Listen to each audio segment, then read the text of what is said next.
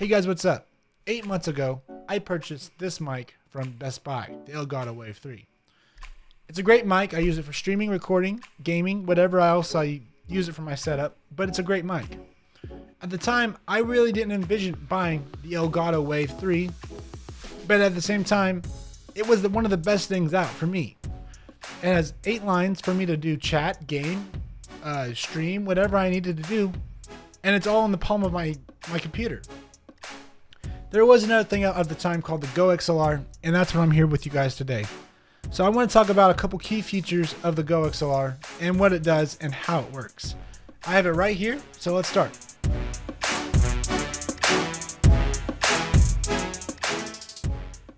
The program of the GO XLR. I'm going to put a link in the description below so you guys can get the GO XLR program on their website if you don't know where to get it. But let's talk about some key features of the GO XLR app or program. And some that might be different than like the Elgato Wave or some of these others. I'm not going to go too in depth, but I'm going to go into a little bit just of the GO XLR stuff more than anything. So right here you see that we're on our mic setup. I could not get the mic setup. I can hit the button, but you guys can't see what I'm seeing. But when I open up the mic setup, it's going to ask you 3 things. The dynamic, what kind of mic you have. That's what it's really asking you guys. There's a dynamic or a condenser. And if you guys don't know what a condenser mic is, it needs some kind of different voltage. They call it 48 volts. So it technically is phantom. That's really what it's called. It's called phantom power.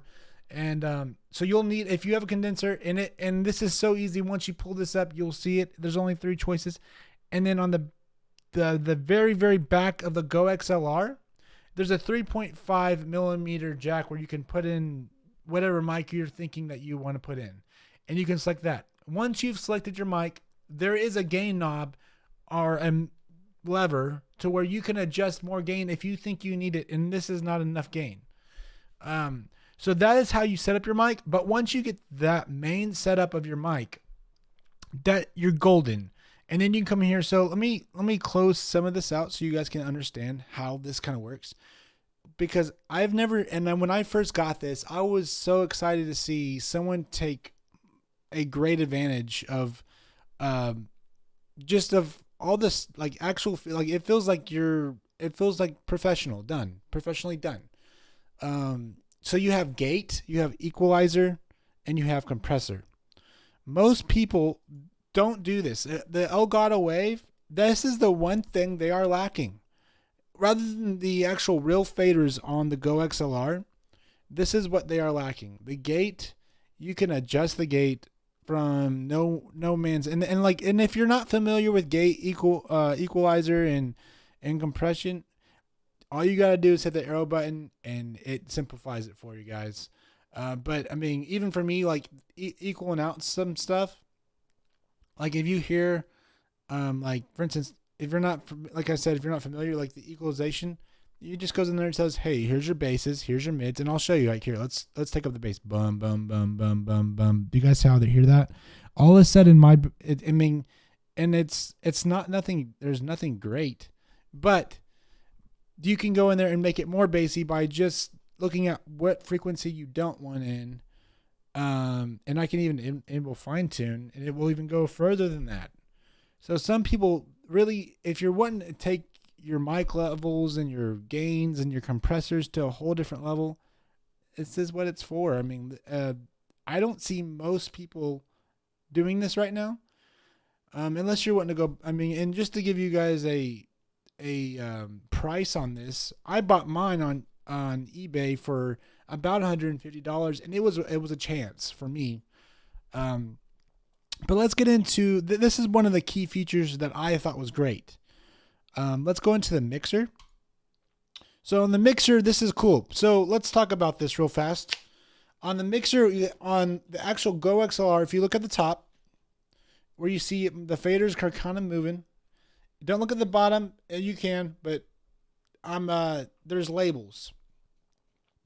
There's mic, chat, music, and system. So with the mic, chat, music, and system that we have, those are the labels, but you do not have to use those labels. They're just always going to be engraved mic, chat, music system. Most people like to stick to what they tell them, but what if you have a game? What do you do then? Do you take it to the system? Because if you remember on the Elgato Wave, we have 8 things that you can choose, 8 lines of whatever. So you have your mic, your chat, your music, just like this down here is right here. But you only have 4 faders. So if you have a bigger Go XLR, then have at it. This is the mini Go XLR. So we don't have that many lines. So there's pages on the bigger Go XLR. As far as say we want mic. So if you can look down here at channel 1 says mic. So that's what we're looking at right now. So my channel 1, I can move this fader up and down. Maybe not. I have to be in the program. And it's moving the mic. So we know that's the mic. And as well, the source says mic. And then you can see it down there below. Moving the mic. Okay, cool. So let's go to channel 2. Channel 2 should be the chat. So for me, I don't have channel 2 as chat. But when I raise up channel 2, it should pull up game. You guys see that? See how channel 2, which is chat up top, is raising the game. If I want it to do that, I can. All I do is go down here in the second column.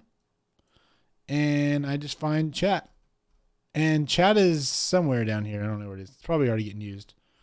But that's what that would be. Channel 3 is the music and should be music. But like I said, if I wanted to change it, all I got to do is just choose one of these and it does it. Same thing with channel 4. The system is the system, I think, on channel 4. Yep. But they give you all these options because if you really wanted to, you still could go into all of these lines.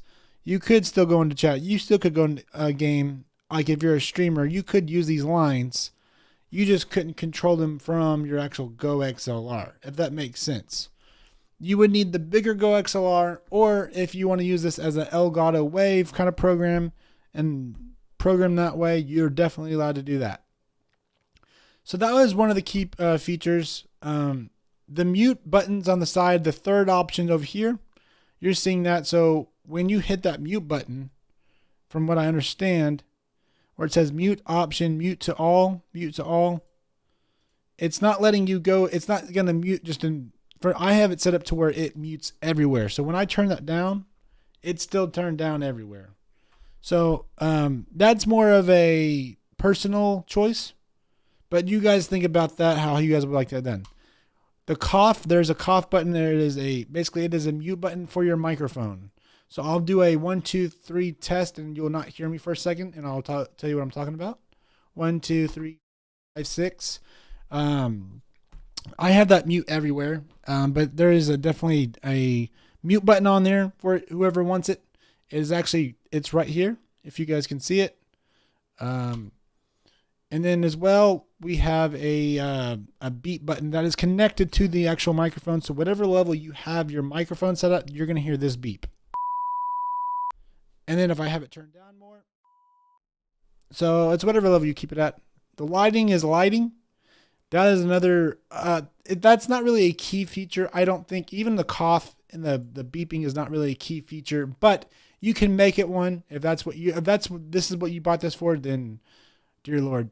But the lighting is always cool to mess with. I have mine. I have all, like when things are on, because you can turn them off.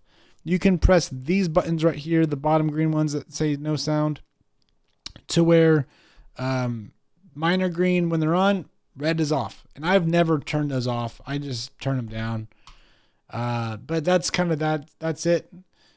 This is one of the big key features, and I'll explain this in detail. So I have headphones plugged in right now. As far as what gets sent to my headphones, I have everything sent to my headphones. So it says the mic is getting sent, the chat, the music, the game, the console. You can see what is getting sent to my headphones. When I stream, this is called the broadcast stream mix. So I usually put this on my audio for my stream on YouTube's. And then that is taking everything. Some people will do this, and it's set up for this right now. They'll have like an Elgato capture card or some kind of thing, and they'll take the line out and have a little cable that goes into another program. So where whatever they're recording on their stream, they'll record on that capture device, but they'll take everything but the music. That way, so if they want to make clips, all you do is take the line out on the back of your GO XLR, and you see that music right there, you just take that out. And then you add everything back in. So everything's back in but the music. So now you're not going to get copyrighted and you have to worry about monetizing things.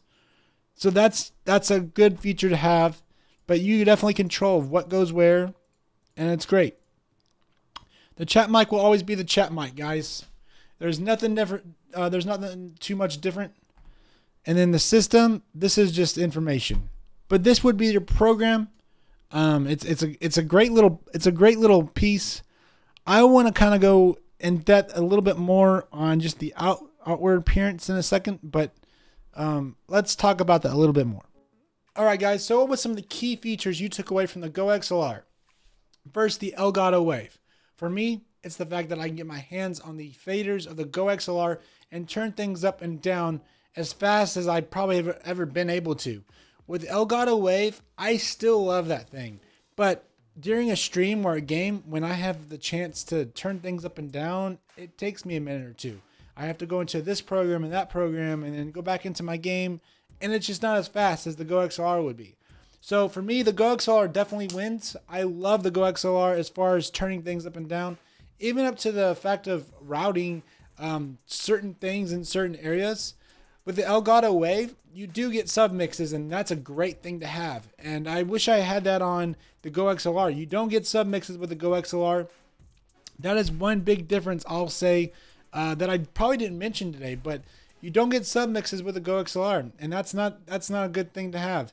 And I will say that the Elgato Wave and the GO XLR together, those are two competitors I could see, people trying to figure out which one I should go with. But as far as today, I stand with the GO XLR, and I like having those faders. You guys subscribe to me, follow my channel, leave me a comment. Tell me exactly what you thought about what you would go with. Is it the GO XLR? Is it the Elgato Wave? Is it none of them? Let me know. You guys have a great time. Remember to subscribe, follow, like my channel, share it. You guys have a great rest of your day, and I will see you later.